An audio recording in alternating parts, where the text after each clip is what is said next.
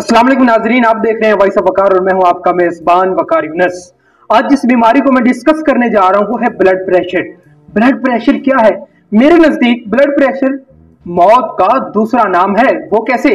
जबकि मैं 2017-18 के अंदर DHQ इमरजेंसी के अंदर एक ट्रेनिंग कर रहा था, तो मैं क्या देखता था कि एक दिन में 3 से 4 पेशेंट्स आते हैं। क्या हुआ है? शरेआन फट गई। कैसे फट गई? अगर बेटी से पूछा जाता है कि हाँ भाई, मसला क्या बना है, अबू को क्या हुआ था?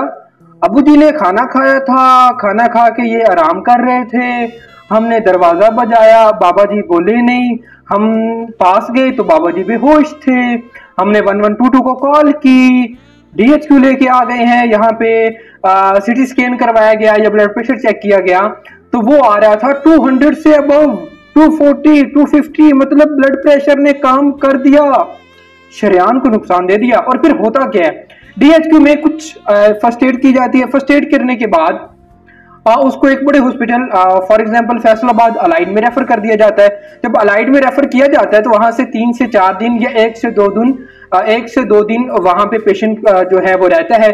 अगर कोई बड़ी फैमिली है, रिच फैमिली, वो वहां पे सेटिस्फाइड नहीं होती, वो वहां से अजीज फातिमा या जिन्ना हॉस्पिटल, किसी भी प्राइवेट सेटअप या लाहौर, इस्लामाबाद, कहीं भी वो अपने पेशेंट को लेके चली जाती है।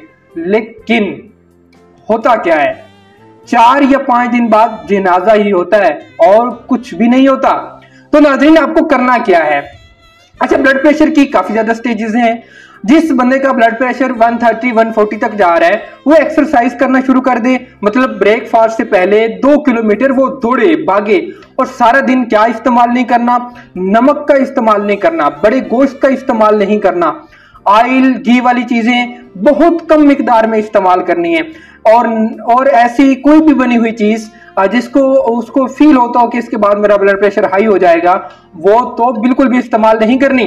तो 130, 140 तक जो ब्लड प्रेशर जाता है, जस्ट आपकी एक्सरसाइज करने से, डेली एक्सरसाइज करने से आपका ब्लड प्रेशर खत्म हो सकता है। जिस पेशेंट का ब्लड प्रेशर 150 से अबव जा रहा है, ऊपर जा रहा है, 160 तक जा रहा है, 170 तक जा रहा है, इसका मतलब ये है कि वो 100% में से 60% मौत के करीब है।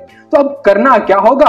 उस पेशेंट को साथ में तो टैबलेट इस्तेमाल करनी होगी। अच्छा, अब होता क्या है, जिसका ब्लड प्रेशर 160, 170 के करीब जा रहा है, वो एक मेडिकल स्टोर पे जाते हैं। मेडिकल स्टोर से कहते हैं कि भाई हमारा ब्लड प्रेशर चेक किया जाए।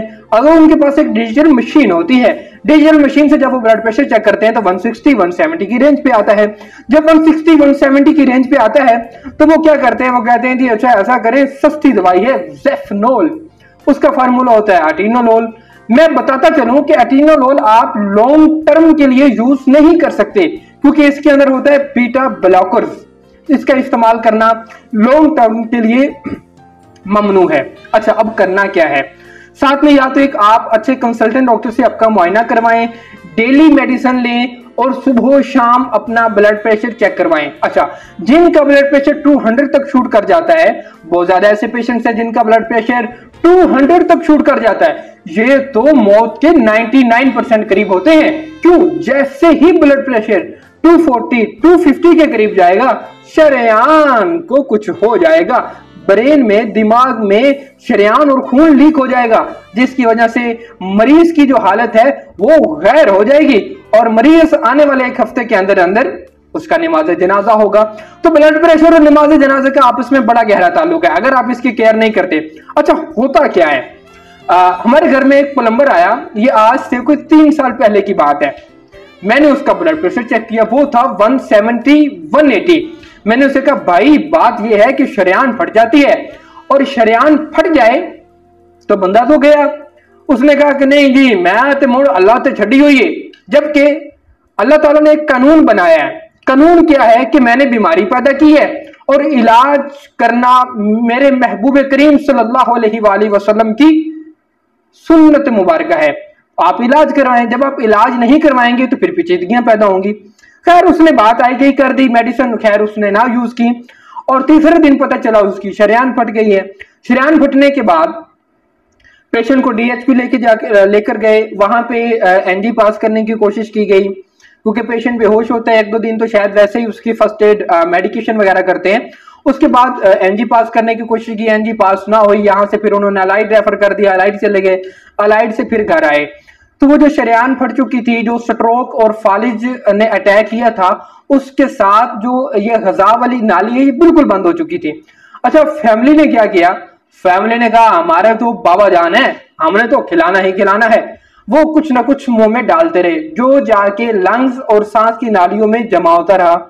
2 दिन बाद पेशेंट की डेथ हो गई। तो मेरा बात करने का मकसद सिर्फ ये है कि जिन भी भाई को, जिस हजरात को, जिस बहन को, जिस भाई को, जिस बेटी को, जिस माँ को, जिस बुजुर्ग को ब्लड प्रेशर का मसला है, 2 से 3 हजार रुपए की मशीन आती है, डिजिटल मशीन आ जाती है। वो इसकी जो है अपना बाकायदगी के साथ ब्लड प्रेशर चेक करें, बाकायदगी के साथ अपने कंसल्टेंट डॉक्टर से रब्ता करें, बाकायदगी के साथ अपना इलाज करवाएं, बाकायदगी के साथ एक्सरसाइज करें, बाकायदगी के साथ परहेज करें। ये चीजें आपकी उम्र को बढ़ा देती हैं, नहीं तो दिल का दौरा पड़ सकता है, गुर्दों के मसाइल बन जाते हैं, क्योंकि हाई ब्लड प्रेशर रहता है, आप डिप्रेशन का शिकार हो जाते हैं। नंबर 1। नंबर 2, आपने क्या करना है? अच्छा, बात यहां पे एक बड़ी लॉजिकली है। ब्लड प्रेशर हफ्ते में अगर हम चेक करवाएंगे तो वो चेक करने वाला 50 रुपए ले लेता है, जैसे इसकी जो टैबलेट है 10, 15, 20, 25, 30 की रेंज तक आ जाती है। वो हमने मेडिसिन नहीं यूज करनी, हमने मुकम्मल कंजूसी करनी है। और फिर होता क्या है? कंजूसी का नुकसान शरेयान पड़ती है। पेशेंट कम अज कम, पेशेंट के लवाहकीन अपने मरीज पे 1 से 2 लाख 3 लाख ऊपर लगा चुके होते हैं, क्योंकि उनको अब अपना बाबा या अपनी मामा बिल्कुल जिंदा चाहिए होती है, लेकिन लगाने के बाद वही नमाज जनाजा होता है। तो जो आपने बाद में 2-3 लाख रुपए लगाना है, आप अपने उस फैमिली मेंबर को जिसका ब्लड प्रेशर हाई होता है, उसके आगे हाथ जोड़ें, उसकी मेहनत करें, उसके आगे रिक्वेस्ट पेश करें और उसे कहें भाई चेक करवा ला ब्लड प्रेशर। और डेली उसके ऊपर जो 50 रुपए का खर्चा है वो आप करें, ये आपका महीने का जाके 1500 रुपया बनता है। आदमी आप 1 लाख, 1.5 लाख, 2 लाख उसके ऊपर लगाते हैं और मरीज भी मर जाता है। तो दोस्तों, क्या बात समझ आई कि पहली तो बात यह है कि आप एक्सरसाइज, जो नौजवान एक्सरसाइज नहीं करते उन्हें एक्सरसाइज करनी चाहिए, गजा खानी का ख्याल रखना चाहिए। बहुत शुक्रिया। मेरे बताने का मकसद यह था कि प्रेशर और मौत, इन दोनों का बहुत गहरा ताल्लुक है।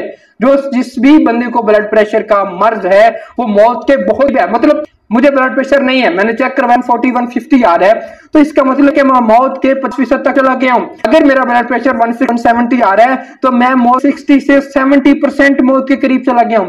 अगर मेरा ब्लड प्रेशर 200 से भी क्रॉस कर रहा है और 200 को टच कर रहा है और मैं अपनी मेडिकेशन नहीं ले रहा और मैं अपनी केयर नहीं कर रहा, तो इसका मतलब यह है कि मैं मौत के 99% करीब चला गया हूं। हाथ जुड़े हुए हैं, हाथ जुड़े हुए हैं। आपको आपके अपने बच्चों को बहुत ज्यादा जरूरत होती है। आप किसी घर की कफालत कर रहे होते हैं, उनको आपकी बहुत ज्यादा जरूरत होती है। आप किसी की मदद कर रहे होते हैं, जो आपसे मदद ले रहे हैं उसकी आपकी बहुत ज्यादा जरूरत होती है। मौत बरहक है, लेकिन आपके करतूत फैसला करते हैं कि मौत कैसे आनी है। फॉर एग्जाम्पल, मैं कार चला रहा हूं और एक मेन रोड पे चला रहा हूं और मैं अपनी आंखों को बंद कर दूं और मेरा एक्सीडेंट हो जाए और मैं कहूं ये तो तकदीर में लिखा था। तकदीर में लिखा था, लेकिन मेरे अमल के बाद। ठीक है, अगर हम अपना इलाज करवाते हैं, अपनी केयर करते हैं, तो हम बहुत ज्यादा क्रिटिकल और पेचीदगियों से बचा जा सकता है। बहुत शुक्रिया, thank you so very much. Allah Hafiz.